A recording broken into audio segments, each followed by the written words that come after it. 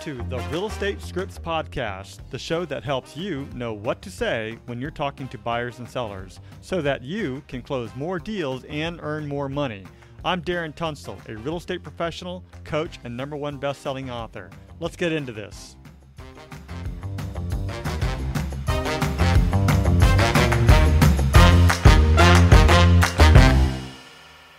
Before we begin today's episode, I want to clarify some important points. I am a licensed real estate agent and my DRE number is 018534445. It's crucial to note that this podcast operates independently of my affiliation with Keller Williams Realty and any realtor associations. My primary goal with this podcast is to provide you, our listeners, with valuable information, insights, and practical tools. As a reminder, the purpose of Scripts and Dialogues is to come, learn, practice, and be prepared to fail forward. This is where we make mistakes and help each other out, but we're mostly interested in seeing how we can get better. First, we read through the script word for word, and then we go back and put it into our own natural tone, style, and phrasing. You won't know what to say until you go through the script. So, with that said, many people will say, "That's not how I sound," and I totally get it. That's not how you sound. But that is the reason why we practice every day, so that the script becomes you and in your own voice. So, read it word for word first, then go back and put it into your own natural tone, style, and phrasing, and I think it'll work out. Good morning. We're just talking a little bit of lead generation strategy, veterans, things like that. All right, Diane, I got your message. I'm gonna put this out there. I mentioned this to Shannon the other day. If anybody ever wants to talk 411 GPS, goal planning is something that I want to eventually roll into Scripts and Dialogues. It won't be during this time. This is reserved specifically for Scripts and Dialogues, but maybe another half-hour session. Goals planning takes a little bit longer, but just to kind of briefly go over it, and if anybody wants to do one-on-one type stuff, just let me know. I'm available to help out. All right, let's jump into today's script. It is 8:35. Anyways, so let's go ahead and set this up. In this scenario, you are discussing ongoing services with a potential home buyer using specific words and phrases to create a tailored experience. So again, we're on words and phrases this whole week, and I'll go over those in just a second. Requirements are in-depth market knowledge, strong communication skills, negotiation expertise, and high ethical and professional standards. The intention is to demonstrate how you provide ongoing service to a home buyer by understanding their needs, providing personalized recommendations, and guiding them through the home buying process with professionalism and expertise. So in this particular script, just like we did before, we're going over the different words and phrases. Those are two types of people. Just one more thing. If then again, don't worry, which actually comes up quite a bit. And then again, we're doing most people. So I'm going to break us out into breakout rooms. And if you get the link, go ahead and click on it. All right, Stephanie and Yuri. Cool. So let's have Stephanie go first with the first line, and then we'll alternate and have Yuri go, and then back and forth we go. Perfect. Okay. When it comes to buying a house, Yuri, there are two types of people. Those who like to do everything on their own, and those who prefer to have support every step of the way. Which type are you? So I can read any, right? Is that correct? You just respond in any way that you like. Okay. We're definitely respond to the question. Oh, okay. I'm sorry. I'm the kind of people that prefer support. Great. Well, then I will support you every step of the way. I'm excited to get started. Okay. Just one more thing. I just wanted to mention that my services don't end once we close on a property. I provide ongoing support to all my clients to ensure their satisfaction and peace of mind. Is there anything in particular you need help with? In the inspection report, I think that if there's anything wrong, this is my first time owning a home. I would definitely need help finding plumbers or electricians or whatever may turn up that's wrong with the house. Can you help me with that? Of course I can. Fantastic.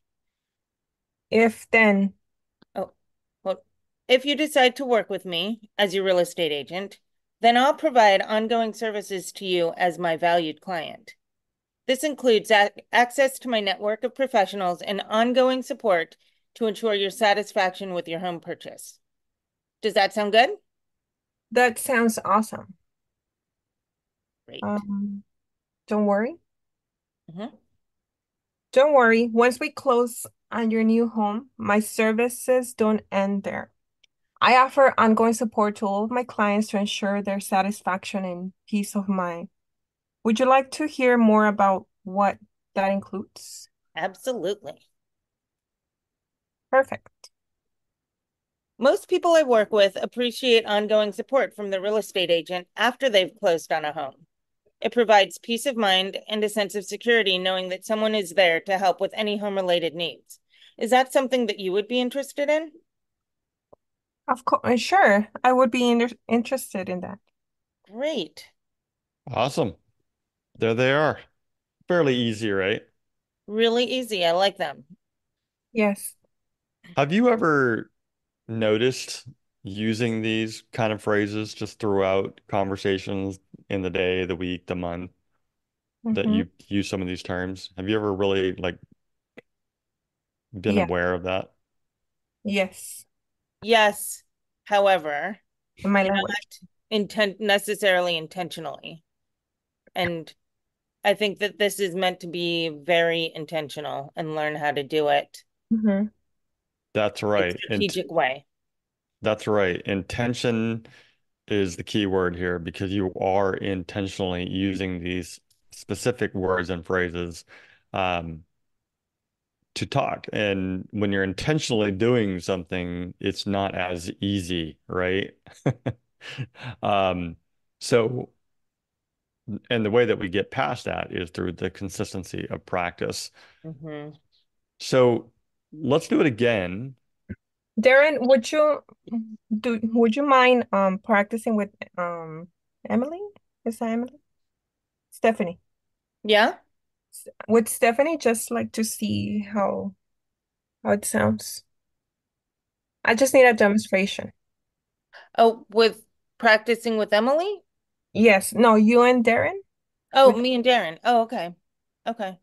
Um, when it comes to buying a home, Darren, there are two types of people. Those who like to do everything on their own and those who prefer to have support every step of the way. Which type are you? Um, I think I like a little bit of both, but I'll probably lean more towards doing everything on my own. Okay, great. Well, then when you need support, you just let me know. And when you want me to step in and answer any questions, I'm here. Otherwise, I won't bother you too much about the whole process when you're looking for homes. Well, I appreciate that. Thank you. All right, so just one more thing. Mm. Stephanie, just one more thing. I want to mention my services don't end once we close on a property. I provide ongoing support to all my clients to ensure their satisfaction and peace of mind. Is there anything in particular you need me help with from me? Well, if we do go and purchase a home that needs to be renovated, I'm gonna need lots of ideas of who to choose because I have no idea how to do any of this. Is that something Gotcha. you can help me with? Absolutely. We have renovation teams, modeling teams, contractors, vendors. I've got a full-on list that we have going, and I'm happy to share that with you. Would that be helpful? That would be amazing. Thank you. Per You're welcome. I'll send that over to you ASAP. Great. If you decide to work with me, Darren, as your real estate agent, then I'll provide ongoing services to you as my valued client. This includes my access to professionals and ongoing support to ensure your satisfaction with the home purchase. Does that sound good to you? Absolutely. Yeah, we're going to be remodeling our home, and I feel like I don't know anything about remodeling, so would love to gain uh, the information to contact people who know what they're doing. So yeah, absolutely would be helpful. Great. I will put together a list of some of our preferred vendors who we know do a really great job, and I'll send that over to you as soon as I get it completed. You're amazing. Thank you. Thank you. Hmm. All right, Fill my don't bucket. worry. Don't worry. Stephanie, don't worry. Once we close on your new home, my services don't end there. I offer ongoing support to all my clients to ensure their satisfaction and peace of mind. Would you like to hear more about what that includes? Yes, absolutely. Perfect. Here's everything that it includes. Darren, most people I work with appreciate ongoing support from their real estate agent after they've closed on a home. It provides them peace of mind and a sense of security knowing that someone is there to help them with any home related needs. Is this something that you would be interested in? Yeah, absolutely. There's always someone else that I need to know for sure. So please share. Great. Awesome. Well, I will be in touch with in regular intervals. There you go. Um, well, two things since we ended on that one. Be in touch on regular intervals. What does that mean? Some people want a daily check-in, some people want a weekly check-in, and I highly suggest just adding it to your calendar, like, for certain people, like I check on every week, Tuesdays and Thursdays, or I check in every week, every Friday. And just have that on a calendar so that you can easily uh, um, share that information with people when they ask. The other thing is I wanted to mention is this talks a lot about having a vendors list available. Uh, I highly suggest having a list of available lenders or vendors. Sorry, lenders can be part of your vendors. Um, lenders, look around the building that you're in right now, whether it's your home or an office or whatever it might be. But there are walls, flooring, roofing, lighting, furniture, I mean, you name it. I mean, the computers that we're on, right? These are all the different types of services that can go into helping people, painting, window cleaning, tiling, all of it. And have that list available because people do ask these questions. The other thing is, it's a great way if you're just getting out and getting started, or maybe you're picking up a new farm. It's a great way to go out to the neighborhood and farm the neighborhood and say, hey, my name is Darren. I'm a realtor in the area, and I just wanted to introduce myself and share a list of people that do a lot of work in the area, and you might benefit from their services, such as like lawn care, roofing, window cleaning, things like that. So, that's a free thing that you can hand out. Of course, you'll want to have the relationship built up a little bit also with the vendor before you just start. Don't just, I mean, this is kind of obvious, but I'm going to say it out loud. Don't just pick a name in the phone book and then say, here you go. So, any suggestions about that? I think it's a great way to do some B2B contacts. Hey, I'd love to put you on my list of recommendations. I'd love to be on your list of recommendations for real estate agents, Landscapers sometimes know before anyone else who's planning to move. Absolutely. Love the fact that you use B2B because we have a whole B2B thing with a whole marketing campaign thing about business to business relationships as well. Much further than it is just dealing with vendors. So we do come across that occasionally where we talk about our business advantage programs. Um, but I see what you're saying as far as the B2B. Um, let's get a little crazy. And Yuri, you're going to be a part of this. Mhm. And so we're going to have you started out, Yuri, and you are going to go off script, use the word or phrase, and then we'll alternate. It doesn't have to be about real estate. It could be about life. It could be about, anything, anything you choose. Just get a little exaggeratory when Okay. you're ready. Make it fun. Okay. Thank you, by the way. Thank you so much. Okay.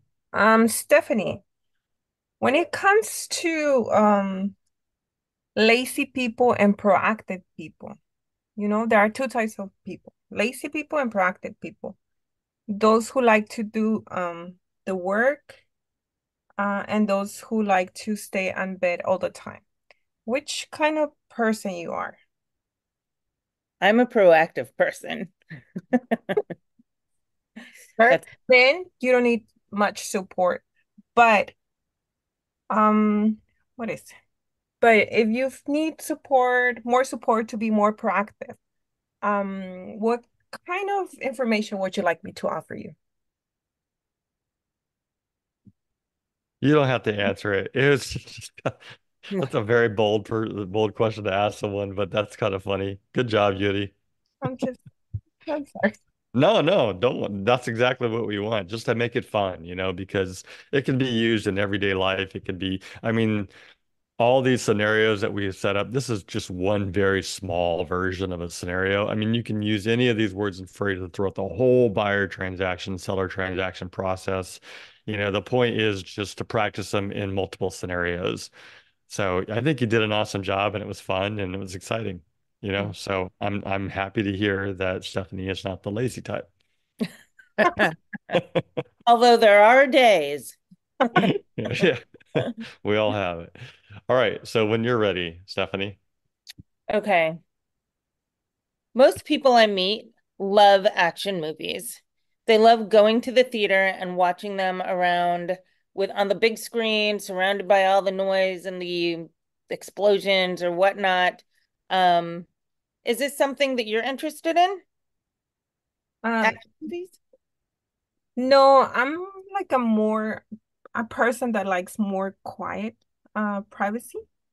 So I won't be interested in. Okay. Okay. Okay. Good to know. The But other thing is we get to learn a lot about people. yeah, Okay, Yuri, when you're ready. okay. Don't worry.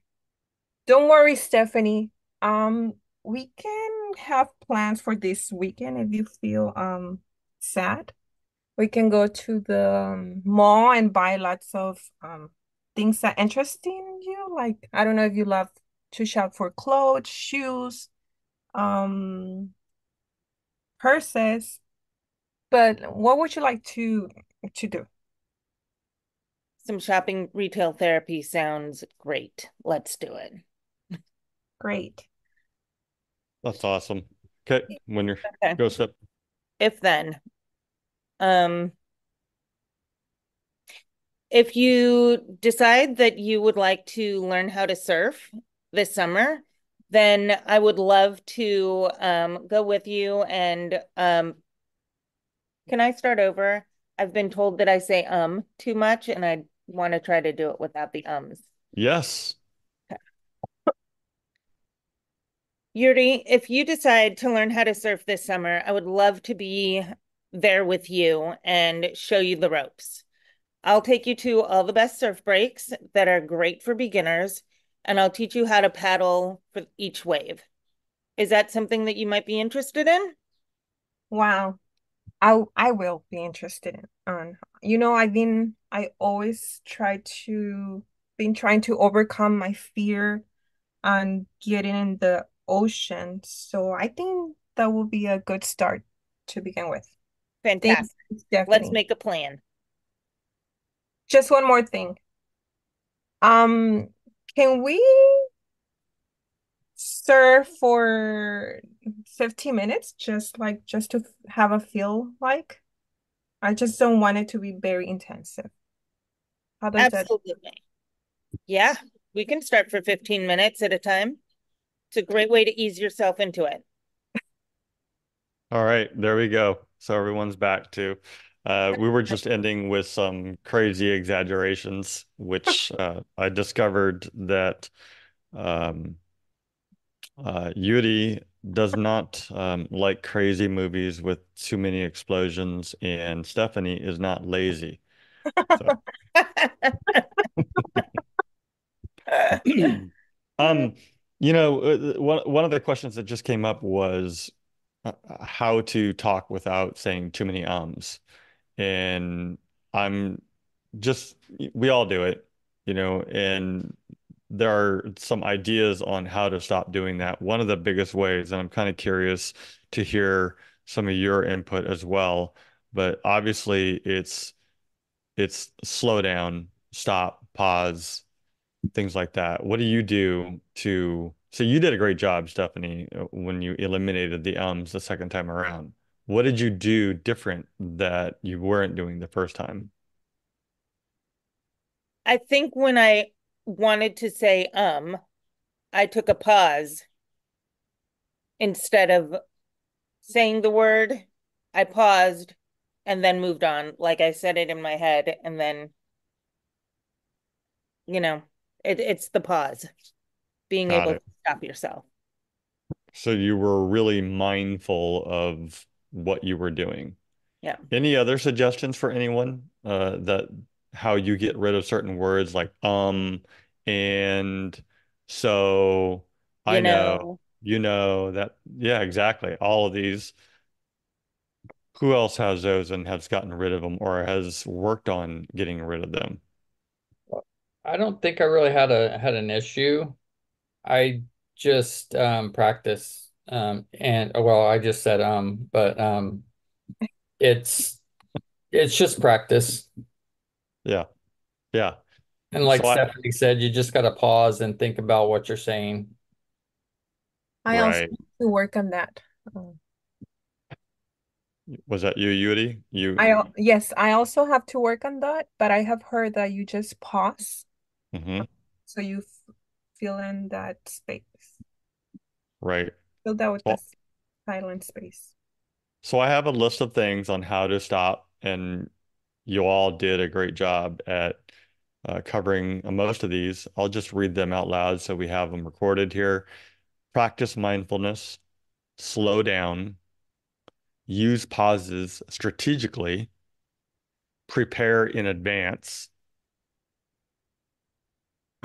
record yourself speaking so that you can go back and listen to it. Focus on your breathing. And that's an interesting one.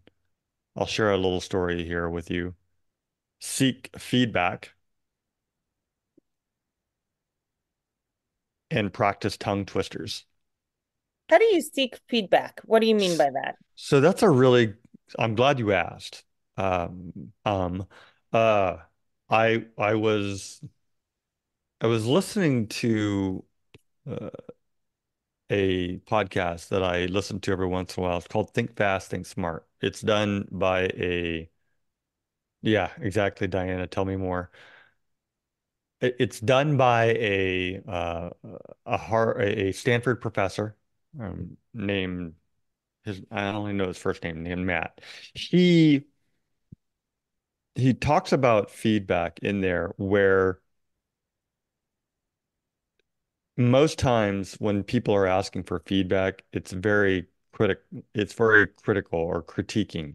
And a lot of people take it negatively. So when asking for feedback in the future, he suggests saying, give me a little bit of guidance on that. How can you guide me to say something differently?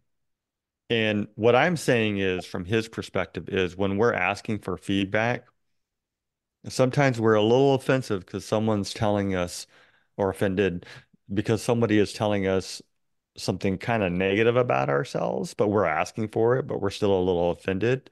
So just ask for a little bit of guidance. Or if you're going to offer feedback, you know, would you mind if I shared a little bit of guidance to help you say this a different way so that it's received differently? So from a communications perspective, that's one thing. So that's what I mean by feedback, asking or receiving in a different way. Uh, the other thing that I wanted to tell a story about, and by the way, it is 9 o'clock, so if you need to go, I totally get it. This will be recorded. The the taking a breath, purposely, intentionally taking breath in a certain place. I had to go to a voice therapist last year for certain things, and by no means have I perfected this. I did not know that when people normally talk, that you take a big, deep breath like the proper way to do it, like professional singers, presenters, and things like that, when you take a breath, it all is supposed to come out in one, like using the same breath on your what do you call it? Out breath? I don't, when you exhale. And it's interesting because what most of us do is we take a breath here and here, and then we get very winded. And I was having an issue with my voice, and there was a bunch of exercises that she had me doing with a straw and different. I had to sing a lot of Twinkle Twinkle Little Star through a straw and blowing in water. It was odd, but it worked, and I'm getting better very little bits at a time. But it's interesting to talk about that. Diana's laughing because because she's a professional singer. Uh, but I also know that being a musician, because I am a musician, I'm a percussionist. I don't play, brass or woodwinds or anything like that that requires air. But musicians, and I've been in enough orchestras and bands and things like that to know that the director will guide the musician, including, I'm sure, singers, where to take a breath at. Because can you imagine and that's like taking an or saying an and or a so. But can you imagine? I understand you got to go, Shannon, no problem. But Thank can you you guys. I imagine? appreciate it. Yeah, you're welcome. But can you imagine like a Taylor Swift, for example, singing one of her songs and then taking a breath here and there, here and there, here and there? It just wouldn't be the Taylor Swift that we know. Mhm. So she has mindfully practiced a lot of these spaces to take a breath where she would normally say something like a so, or like or a or a kind of, or even a tell me more. So those are some strategies that we can all incorporate. But I think the number one key is mindfulness, being aware, because we have to be aware in order to slow down, to practice, pausing, to do all these things that we just talked about. What are your thoughts?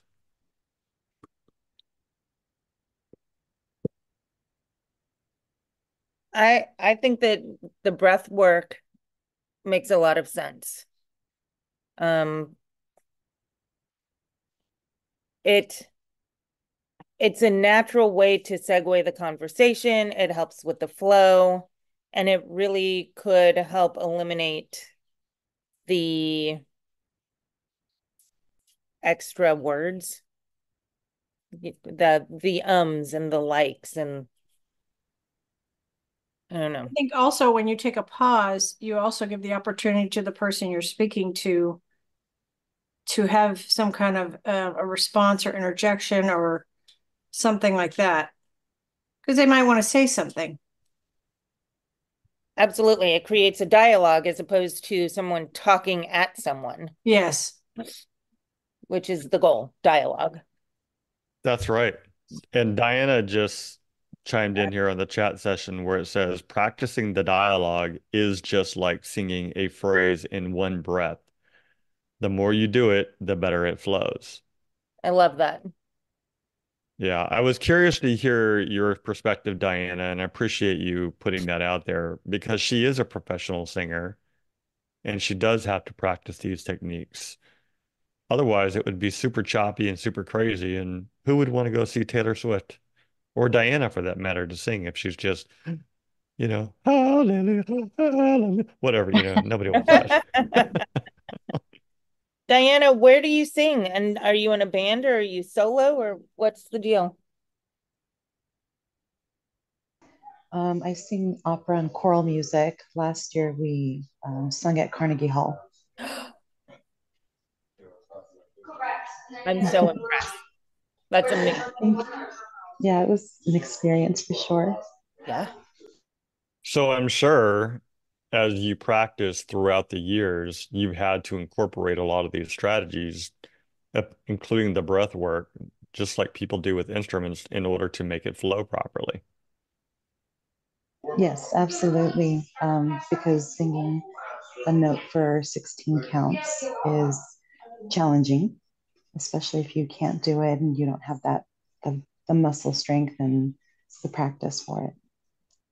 That's right. And 16 counts can be either fast or slow. For those of you who don't know music or do know music, it could be like 1, 2, 3, 4, 2, 2, 3, 4, 3, 2, and that speed can be like if it's a slow song, 1, 2, 3, 4, 2, 2. Can you imagine holding your breath and controlling the speed at which that airflow comes out? It's not easy. And it's the same way in giving scripts and talking to people. And I love the fact that Emily mentioned by taking that pause too, it allows us to give the other people space. It reminds me of certain conversations that I have with people where they're just talking so much and so fast. It's almost like you can't ever get a word in. It's like, all right. Well, sometimes that happens in scripts too, because we're talking but we're reading, so we keep going, but really we should be pausing because to give the other person, if they were a client, time to respond to make it more realistic. But because we're reading, we keep going. So just No, absolutely. One of the things that I do a lot, if you watch the little button, is I try to press the mute button as much as possible, like in between when I'm talking or if I'm allowing other people to talk as well. Like when I'm finished, I will purposely press the mute button. Number one, I want to be respectful to other people, but it's almost like practicing a pause in a very physical way. Like I'm pressing the button, we're pausing. Anyways, we're definitely over time, but just wanted to point this out. Yeah, so if you see my background, so like kind of tell me more, different type of things like that. Uh, you know, see what you can do to eliminate them. We all do it, and I love this discussion though because it is something that we all do. Thank you so much. I appreciate your time today. Yeah. Same here. bye, Thank you. guys. Bye. Thank you. Bye-bye. So Diana says, and I'm going to wrap this up. Diana said, laugh out loud. My favorite lender always pauses when I interrupt her. I didn't realize how often I did it, so I am mindful of listening to everyone and processing what they are saying. So that's a great way to end this. Thank you, Diana. Appreciate that. Y'all have a great day. All right, so that's the script. I hope that you found it useful. Just head over to realestatescriptspractice.com for more resources and downloads.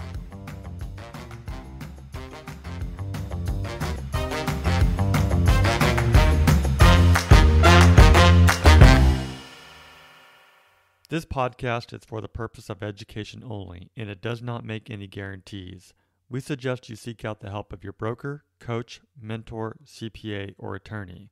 Brought to you by Darren Tunstall, California DRE number 0185345.